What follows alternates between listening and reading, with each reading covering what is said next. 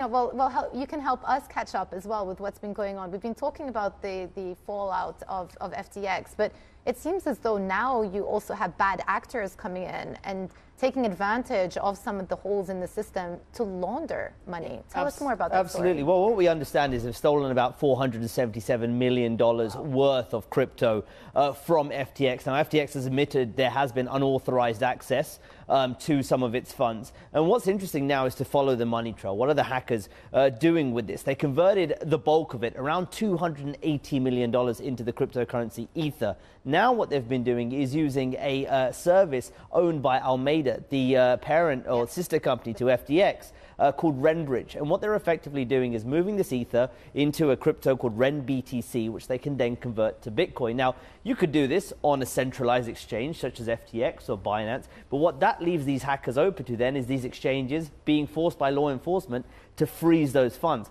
By doing it in this, what is called a bridge way, a decentralized way, there's no sort of central entity controlling the movement of these funds, and that helps the hackers to move this money into Bitcoin. How challenging it's actually going to be for regulators to access those funds.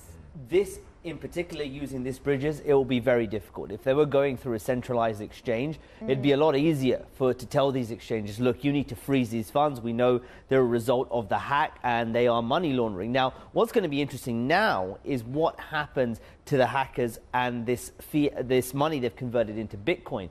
Do they want to extract it into fiat? Do they keep it in cryptocurrency? Extracting it into fiat is going to be a very difficult task because, again, that may require the need to go through a centralized exchange, which could be subject to regulation. So there's one option they could take, and that is using something called a mixing service. Now, what effectively is done if we were a group of hackers and we all stole a bunch of crypto and we throw it in this massive pool, this mixing service obfuscates it all, mixes it all up and sends it out to different addresses, all associated with us. But through this process, the regulators, hopefully for the hackers, won't know that these addresses are obfuscated to us. And they could then take that Bitcoin back onto an exchange and pull it back. Very complicated, but that's effectively what they're probably hoping to do. Well, I guess we